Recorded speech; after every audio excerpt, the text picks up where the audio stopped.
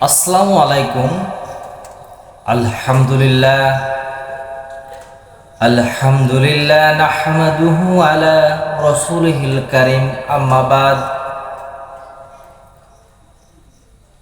আজ আপনাদের সামনে আমি একটা বিষয় নিয়ে কথা বলতে এলাম। সে বিষয়, আমরা মুসলমান কিসের উপরে ঈমান আনি। যেমন ইদানিং আমি কয়েকটা ভিডিও দেখেছি ফেসবুকে, আর আজকেও একটা ভিডিও আমি দেখলাম। এই ভিডিওতে তিনি একটা মাজারের বিষয় নিয়ে নাকি ভিডিও বানিয়েছিল, যে হয়তো তিনি জানে না যে এই মাজার পূজা হারাম, আল্লাহ তাআলার সাথে শিরিক করা হয়, তিনি জানতেন না। এই জন্য তিনি পরে গতকাল জুম্মার খুতবায় তিনি শুনেছেন যে মাজার পূজা হারাম, আল্লাহ তাআলা মাজার পূজা নিষেধ করেছেন। একমাত্র আল্লাহকেই সর্বশক্তিমান হিসাবে আমাদের মানতে হবে, আর তাছাড়া কারো কোনো ক্ষমতা নাই। আর মাজারে যারা পূজা করে তারা তো মাধ্যমের বিনিময়ে এটা করে। আল্লাহ তাআলা নিজে কোরআনের অনেক জায়গায় আছে যে আমার কাছে চাও, আমি সরাসরি মাধ্যম।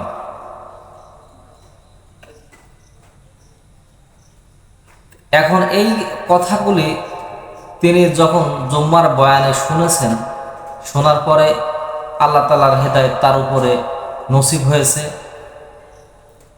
তখন তিনি বাড়িতে এসে ভিডিও বানিয়েছে যে আমি তার কান্না দেখলাম, চোখ থেকে পানি ঝরছে, যে আমি যে একটা ভিডিও বানিয়েছি, আমি দেশে এবং দেশের বাইরে সবার কাছে ক্ষমা চাচ্ছি, এরম ভুল আর আমি করব না। এই মাজার বিষয়ে কোনো ভিডিও আমার জীবনে আমি আর বানাবো।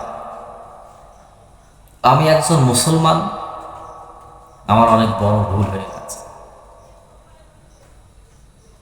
তো এখন এর আগেও আমি কয়েকটা ভিডিও দেখেছি, যেমন কিছুদিন আগে একটা ভিডিও ভাইরাল হয়েছিল, মাজার পূজারি, আপনার কি যেন বক্তাটার নাম, তাহিরি দেওয়া, আর আহমদুল্লাহ হুজুরকে নিয়ে সাহেব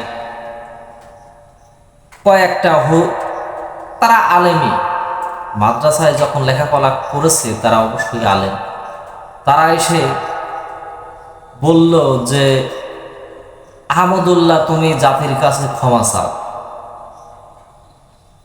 তুমি রসুল স্বীকার করনি, তুমি জাতির কাছে ক্ষমা চাও।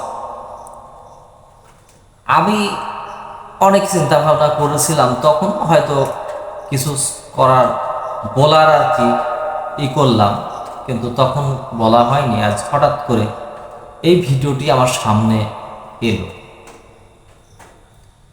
আমার কথা যে আমরা ঈমান কিসের উপর ঈমান এনেছি। ঈমান শব্দটি আরবি, আর আরবি এর বাংলা অর্থ হচ্ছে বিশ্বাস।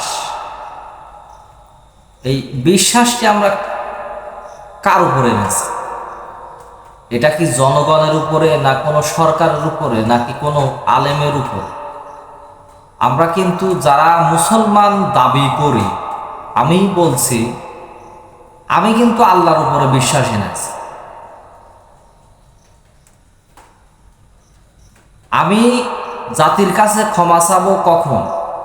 যখন আমি জাতির যদি কোনো কিছু দায়িত্বে থাকি, সেই দায়িত্বে যদি আমি কোনো গাফিলতি করি কিংবা কোনো কিছুর আত্মসাৎ করি জাতির জন্য, তখন আমি জাতির কাছে ক্ষমা ভিক্ষা চাইব যে আমার এই জিনিসটা করা উচিত হয়নি, আমি এই জন্য জাতির কাছে আমি ক্ষমা চাচ্ছি, কিংবা আমি ক্ষমা চাওয়ার যোগ্য নয়, তবু ক্ষমা চাচ্ছি, আপনারা আমাকে ক্ষমা করে দিবেন। এখন আমি যদি শিরিক করি আল্লাহর সাথে, জাতির কাছে ক্ষমা চাইলে তাহলে আমি ঈমান আনলাম কার উপর? আপনারা যারা এই রকমের আবেগ নিয়ে যারা মুসলমান আলেমধারী নাম, এরা কি শিক্ষা, আপনারা কি শিক্ষা গ্রহণ করছেন আমার তো বুঝে আসে না।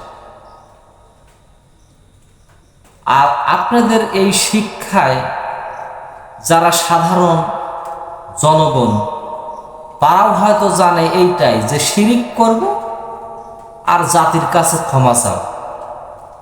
আমরা তাহলে কিসের মুসলমান?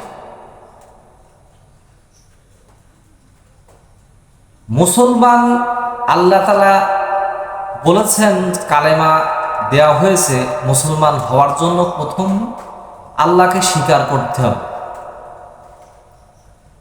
তারপরে আল্লাহ তাআলা দিয়েছেন কোরআন, নবী পাঠিয়েছেন কোরআন দিয়ে। কোরআনুল কারিমের ভিতরে আল্লাহ বিস্তারিত বর্ণনা করেছেন যে কি আমার জন্য করা, কি নির্দেশ দিয়েছেন, কি করতে হবে কি না করতে হবে। এখন আমরা যদি বিশ্বাস স্থাপন করি মানুষের কাছে, শিরিক করলাম আল্লাহর সাথে আর ক্ষমা চাইলাম মানুষের কাছে, তাহলে আমরা কিসের মুসলমান আর কিসের জ্ঞান অর্জন করছি?